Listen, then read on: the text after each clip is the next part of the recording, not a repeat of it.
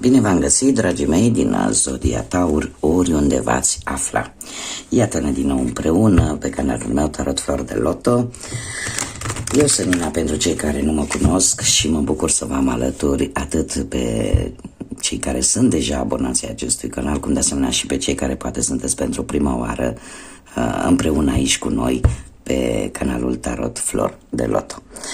Azi vei face o lectură generală, fără limită de timp. Asta ce înseamnă că o puteți viziona oricând doriți sau când apare în viața voastră. Bineînțeles, nu trebuie să uitați, dragilor, că sunteți proprii stăpâni ai proprii voastre vieți. Voi vă construiți propriul viitor, așa că luați decât acele mesaje, informații care rezonează cu voi, iar restul lăsați-le să zboare în univers. Așa că, dragii mei, dacă aveți Soare, Lună, Venus sau Ascendentul în Zodia Taur, această lectură este de asemenea și pentru voi. Puteți completa această lectură vizionând celelalte zodii care pot reprezenta pentru voi Ascendentul, Luna, Venus și de unde voi puteți obține informații suplimentare. Înainte de a începe această lectură, nu am cum să nu mulțumesc dragilor de voi care mi-ați lăsat comentarii frumoase, care mi-ați lăsat like-uri, care prin simpla voastră prezență mi-ați încântat sufletul și mi-ați transmis așa o energie super pozitivă pe care eu la rândul meu vreau să vă trimit înapoi înzecit, în așa fel încât să găsiți acele răspunsuri la întrebările care vă frământă și să obțineți acea claritate de care aveți nevoie. Bun, dragilor, haideți să vedem cu ce energii ne confruntăm astăzi. Ce energii vin sau sunt pentru dragii mei din Zodia Taur în acest moment. Haideți să vedem.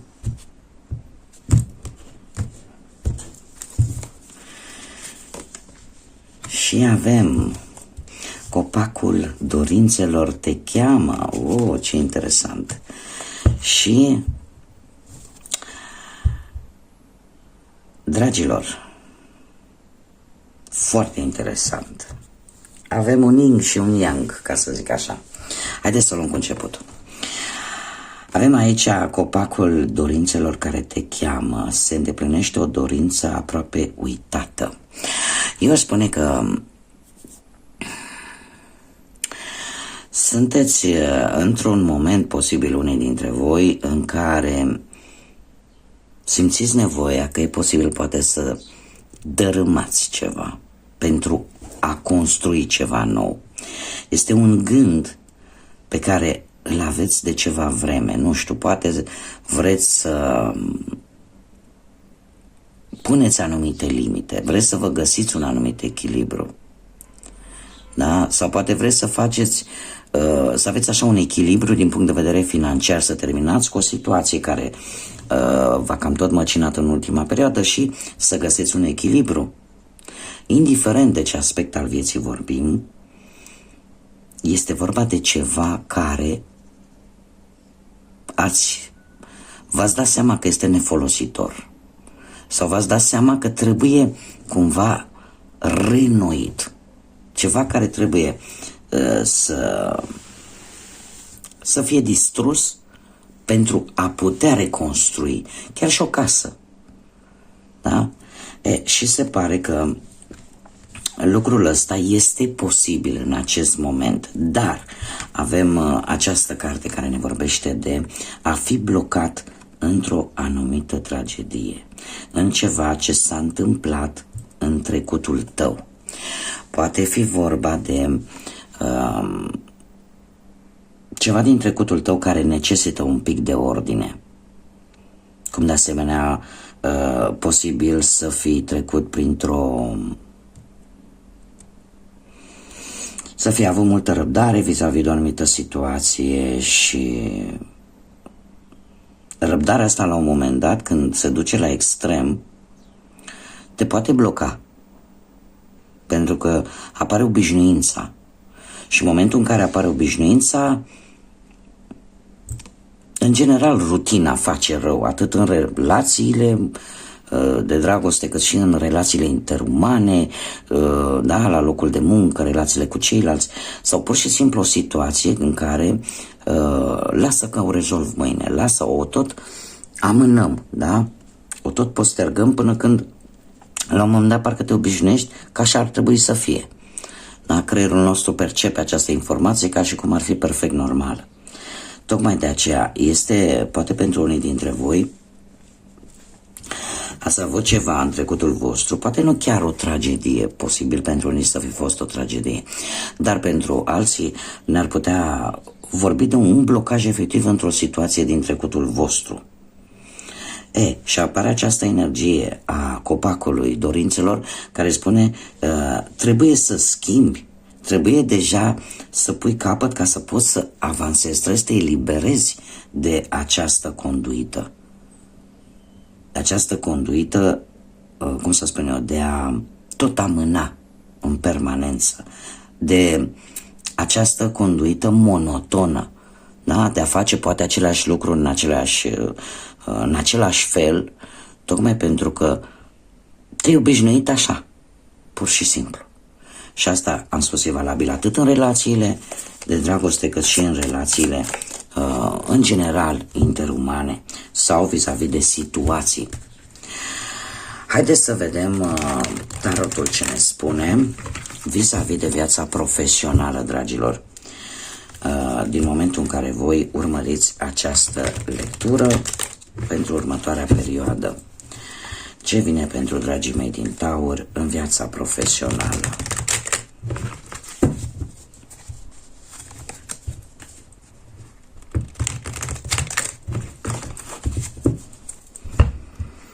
Haideți să vedem ce surprize avem. Și avem ghidul, flux și politică. Da, o carte destul de interesantă. E un tarot un pic mai diferit față de cele cu care v-am obișnuit. E tarotul, de fapt, cu care eu am început acest canal și am simțit nevoia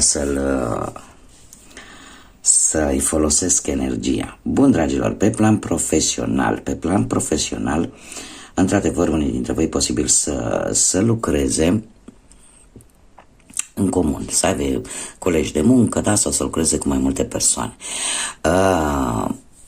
Eu aș spune că, dragilor, știu că o să sune un pic urât ce am să vă spun, dar nu trebuie să plătiți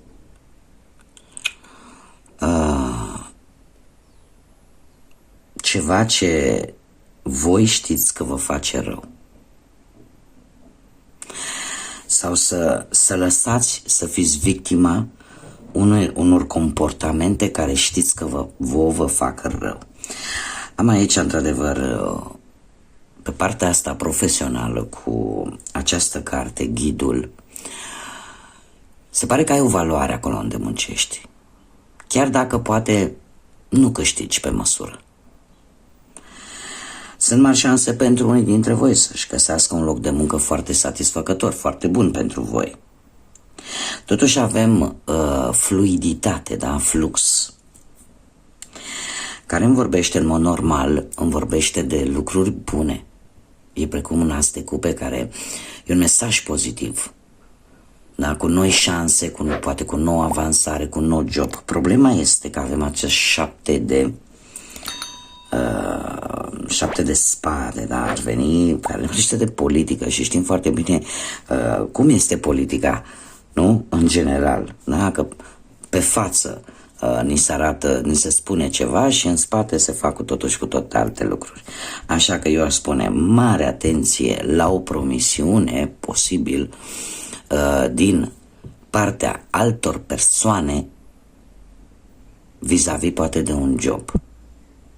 Căutați, dacă sunteți în căutarea unui job, căutați sugestii de la contacte mai vechi, nu de la persoane pe care le-ați cunoscut relativ recent sau de foarte puțină vreme, pentru că e posibil să nu fie adevărat și să încerce cineva oarecum să vă înșele, mai ales dacă, cum știm foarte bine, există obiceiul ăsta de pentru a obține un job de multe ori trebuie să dai ceva la schimb, da?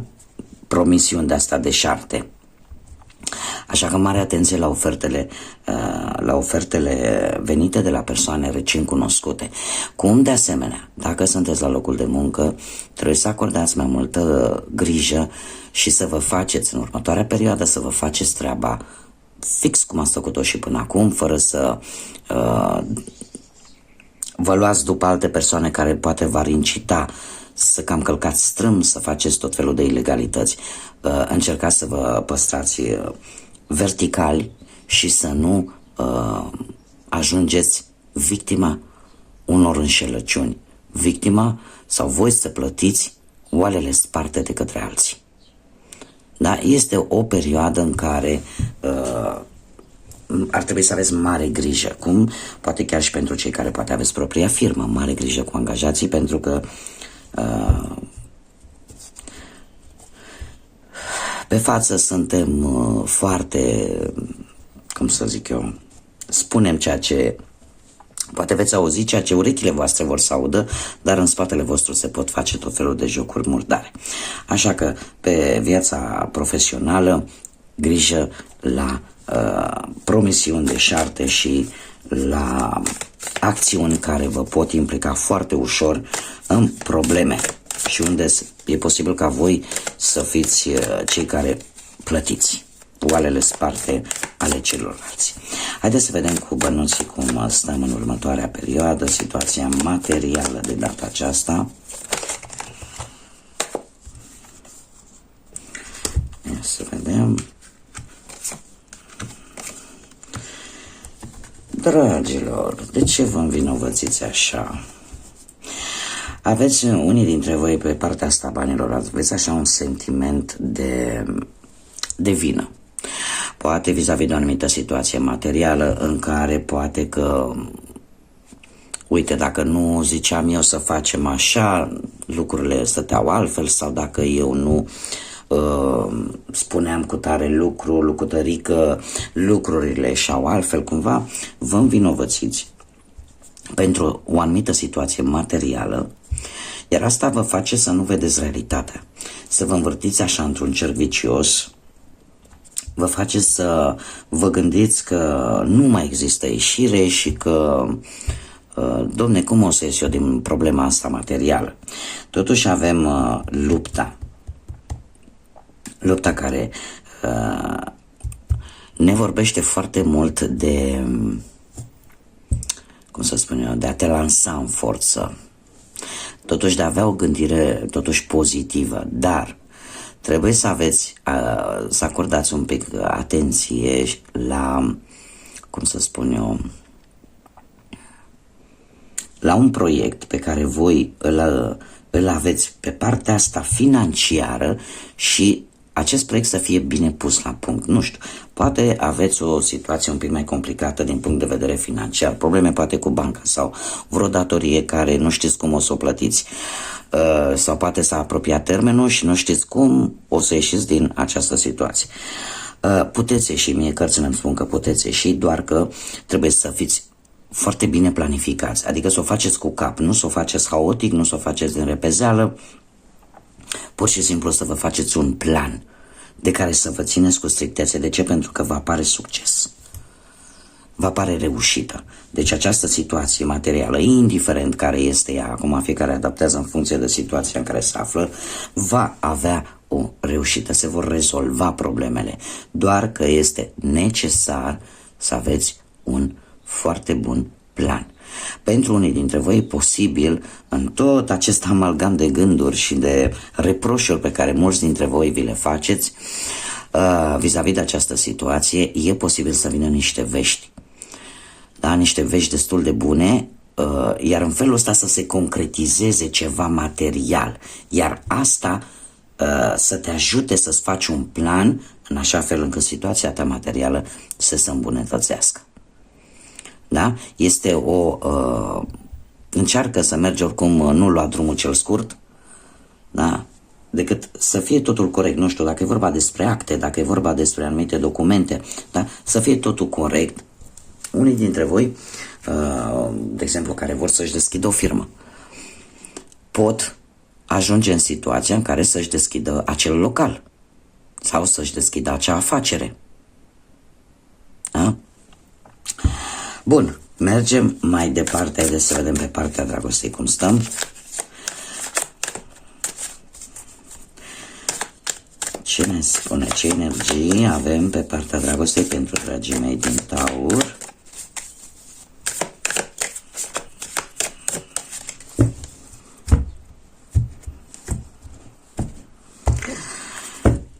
Tocmai de aceea, din câte vedem aici, deci aveți copacul dorințelor, da?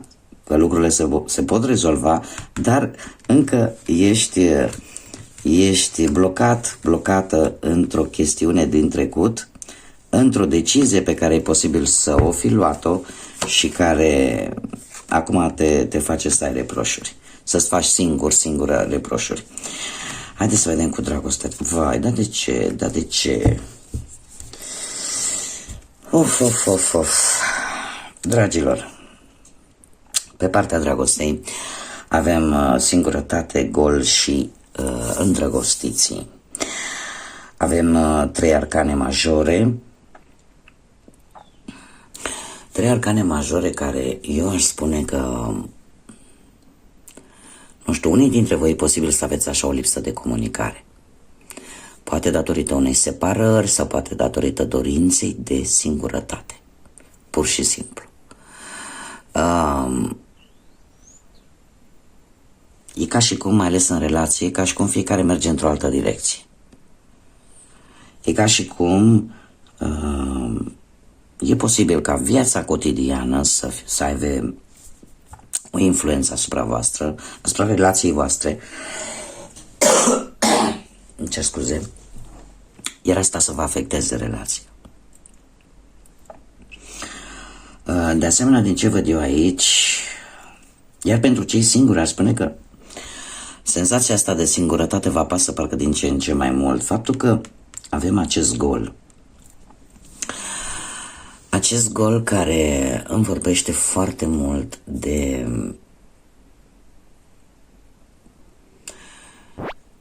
a face cumva ceea ce este corect.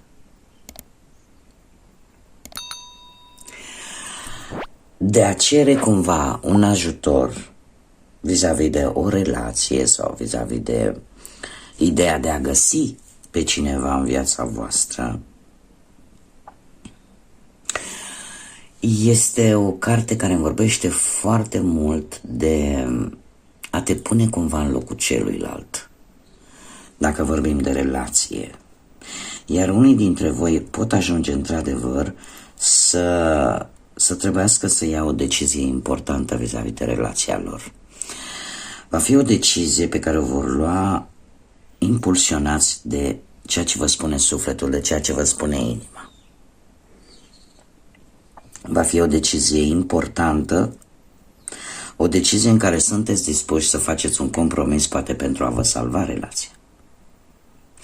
Iar cei care sunteți singurei, ar trebui totuși să... Chiar am vrut să văd cam care ar fi energia care v-ar putea sprijini, ar fi aliatul vostru. Și avem vindecarea, dragilor. Indiferent că sunteți în relație, indiferent că sunteți singuri, o decizie importantă pe care o veți lua și care o veți lua cu sufletul, cu inima, da, vă va ajuta să vă vindecați, atât mental cât și fizic. Va aduce așa, va veni ca o alinare. De ce? Pentru că există un gol, există o stare